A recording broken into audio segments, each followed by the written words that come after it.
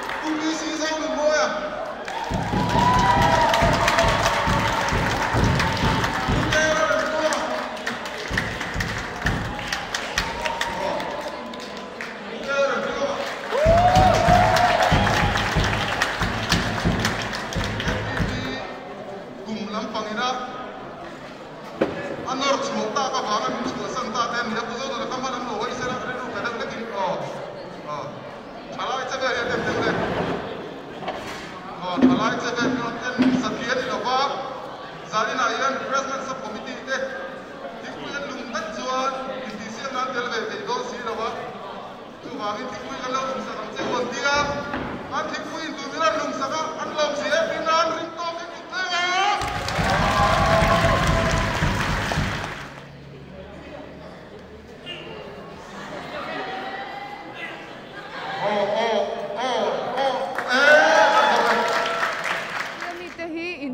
Shilchan in group name Elizabeth le Reverend Roma group kani Chan nang be Hi Joseph Reverend Roma group kan ni Chan in tun Olympic hin wam ti Tiko mai kan tilu tuk kan wam kan tilu tuk kan champion don an wam kan tilezwal Chan enge in benara hian in ziak min lo hu ti the Ko hei kan benara hian Reverend Roma group ti kan ziak kan champion don ti po kan nei ma se ka mundang an lo da shi ni ang kan champion don tu de po kan lo tar lang sa vek to ai mani chuan Chan in hetiang in siam na vela han sum in seng te mem an sum phong tu han so chin te le enge in sum te in seng te mem tiang vela oh noi kan seng amo naktu ka po hianin I ar pum ro kan tum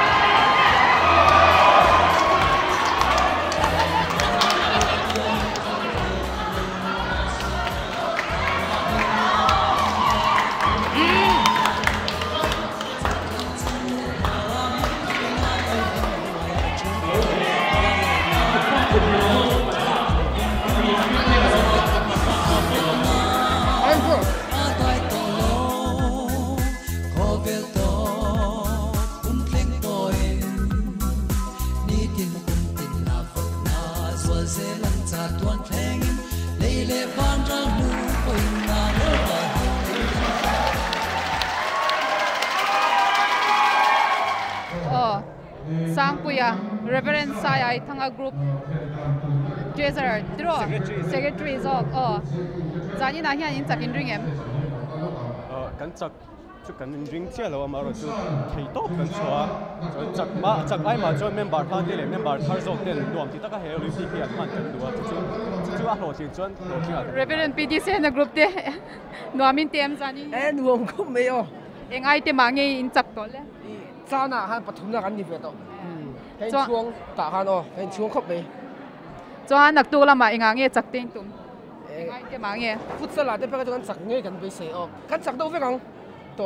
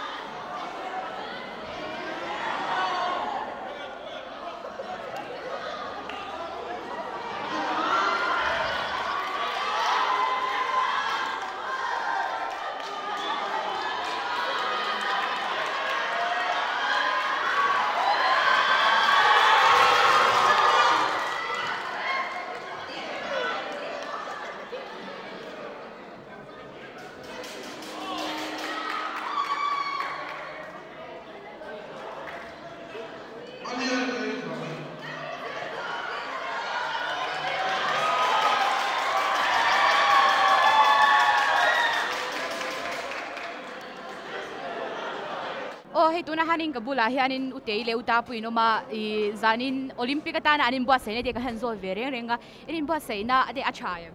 chakop mai kan in buat sei chai in be sei angin gold te in la thei do ne karon la chau ta charang kan duang za kan la lawa ma se karon la chau zelang utapu in buat sei na kan zo vereng renga uta zing te lan chai zing ai hianin zing tin hang kan chun sem zing dar li ve la plan ja se ko mo ma thau ja nang bang thau khan du sang na sang ver kan la ne reverend chalian group te eng ai te mangi in chak do le cái rong kal che lai cho chak na kan la nei lawa ase sai na train cái rong kal che kai chu chuan eng ai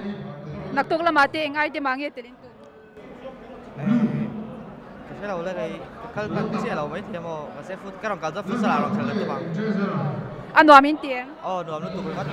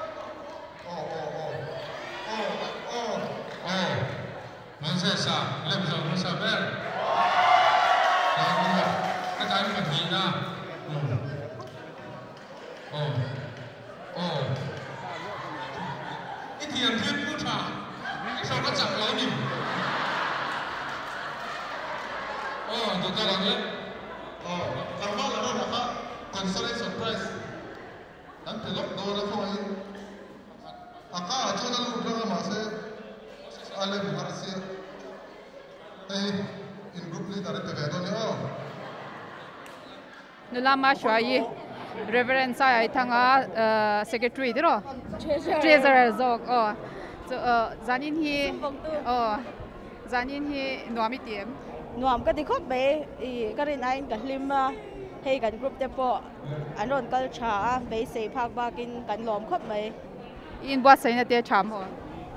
chalu tuk jing ati han ma diu dewa ka thaw mo ma se exer chu ka lem lawa rong te ka bol mo chuan lo chakta ula lomin tu mem ka she lo le pathian thu thu ni mai ka ka chu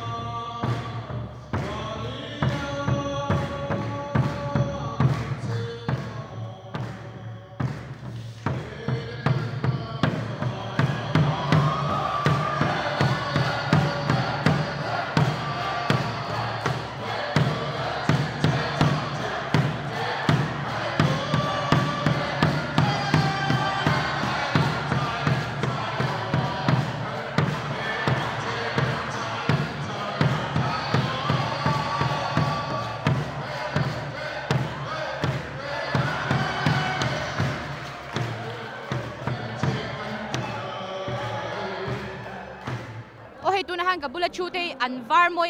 khopa umoi hitlem kan thu kan han zol velo kanga umoi zani hin no mi tem ui nuam to karan thin chang khan mo nuam ka ti ve to pani